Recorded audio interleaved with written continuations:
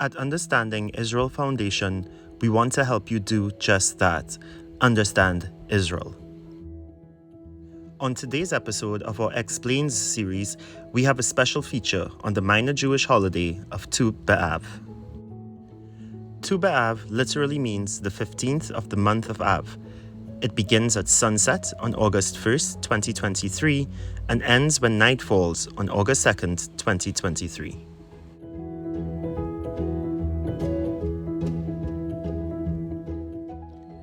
Tu B'Av is a post-biblical holiday, meaning it is not mentioned in the Torah or the remainder of the Hebrew Bible. But it is certain that Tu B'Av was celebrated in antiquity, as it was first mentioned in Tanait chapter 4 of the Mishnah, where Rabban Shimon ben Gamliel is recorded as saying, "There were no better, that is happier, days for the people of Israel than the 15th of Av and Yom Kippur, since on these days the daughters of Israel, Jerusalem, go out dressed in white and dance in the vineyards. What were they saying? Young man, consider whom you choose to be your wife." Tanait chapter 4. The Gemara, the later interpretive lay of the Talmud, attempts to find the origin of this date as a special, joyous day and offers several explanations. One of them is that on this day, the biblical, quote, tribes of Israel were permitted to mingle with each other, unquote, namely, to marry women from other tribes. Talmud Ta'anit 30b.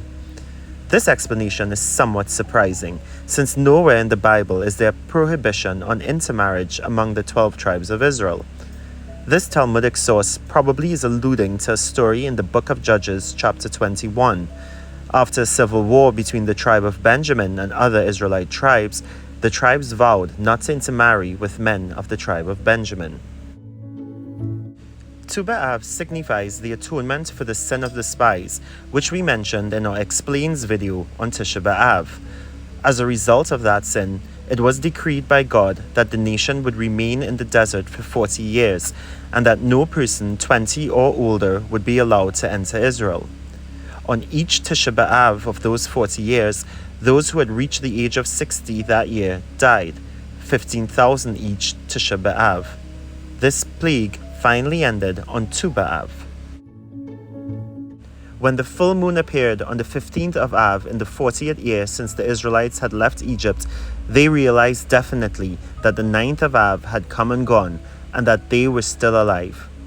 Then it was clear to them that God's decree was over, and that he had finally forgiven the people for the sin of the spies.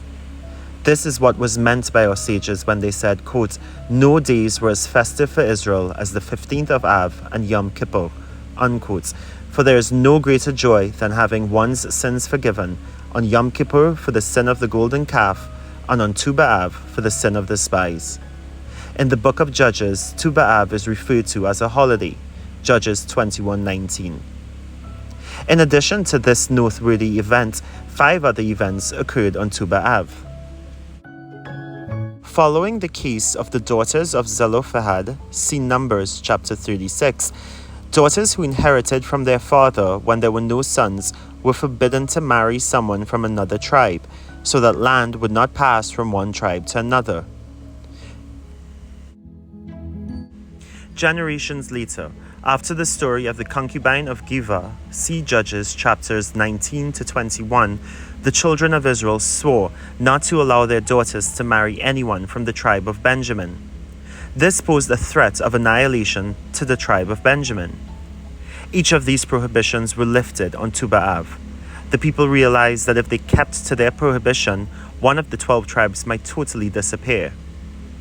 As to the oath that had been sworn, they pointed out that it only affected the generation that had taken the oath and not subsequent generations. The same was applied to the prohibition of heiresses marrying outside of their own tribe.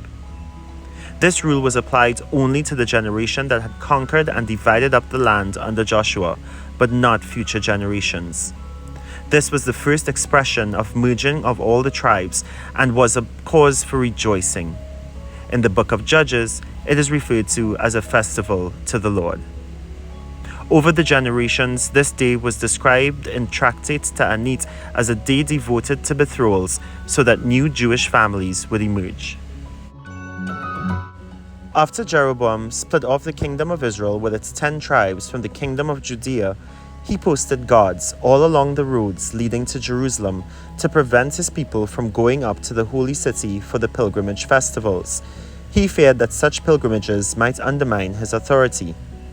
As a substitute, he set up places of worship which were purely idolatrous in Dan and Bethel. Thus the division between the two kingdoms became a fait accompli and lasted for generations. The last king of the kingdom of Israel, Hosea ben Elah, wished to heal the breach, and he removed all the guards from the roads leading to Jerusalem, thus allowing his people to make the pilgrimage again. This act took place on Tu B'Av. At the beginning of the Second Temple period, the land of Israel lay almost totally waste, and the wood needed to burn the sacrifices and for the eternal flame that had to burn on the altar was almost impossible to obtain. Each year, a number of brave people volunteered to bring the wood needed from afar, a trip which was dangerous in the extreme. Now, not just every wood could be brought. Wood which was roomy was not permitted, and dampness and cold are ideal conditions for the breeding of worms in wood. As a result, all the wood that would be needed until the following summer had to be collected before the cold set in. The last day that wood was brought in for storage over the winter months was Tu B'Av, and it was a festive occasion each year when the quota needed was filled by that day. Long after the event, the Romans finally permitted the bodies of those who had been killed in the defense of Beitar in the Bar Kokhba revolt to be buried. This was a double miracle, in that first, the Romans finally gave permission for the burial, and second, in spite of the long period of time that had elapsed, the bodies had not decomposed. The permission was granted on Tu B'Av.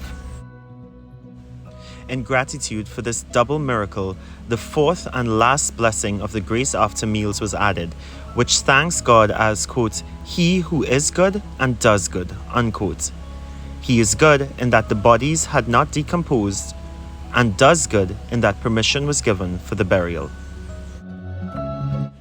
To this day, Jews celebrate Tu B'Av as a minor festival. Tahanun is not said on that day, nor are eulogies rendered. By the same token, if a couple are getting married on that day, neither fasts, as it is a day of national celebration. Beginning with Tu B'Av, Jews start preparing themselves spiritually for the month of Elul, the prologue to the coming days of awe. The days begin to get shorter, and the nights get longer. The weather, too, helps Jews take spiritual stock. The hectic days of the harvest are over for the farmer, and the pace has slowed down considerably. Even on a physical level, the heat of the summer makes it hard to sit down and think things out, and now that the days and the nights are cooler, it is easier to examine one's actions. In earlier times, it was custom already from Tu B'Av to use as one's greeting, May your inscription and seal be for good. Ketiva v'chatima tova, the same blessing that is today used on Rosh Hashanah.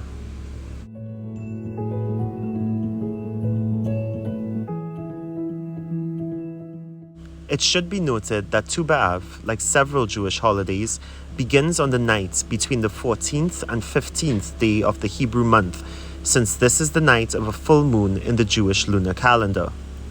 Linking the night of a full moon with romance, love, and fertility is not uncommon in ancient cultures. In recent decades, Israeli civil culture promotes festivals of singing and dancing on the night of Tu B'Av. The entertainment and beauty industries work overtime on this date, and many couples treat it as most Westerners do on Valentine's Day, by going on romantic dates and celebrating their love. It has no formal legal status as a holiday. It is a regular workday, nor has the Israeli Rabbanut initiated any addition to the liturgy or called for the introduction of any ancient religious practices. The cultural gap between Israeli secular society and the Orthodox Rabbanut makes it unlikely that these two will find a common denominator in the celebration of this ancient and modern holiday in the foreseeable future. But for both sectors of Israeli society, Tu B'Av remains the Jewish Day of Love. Happy Tu B'Av from the Understanding Israel Foundation.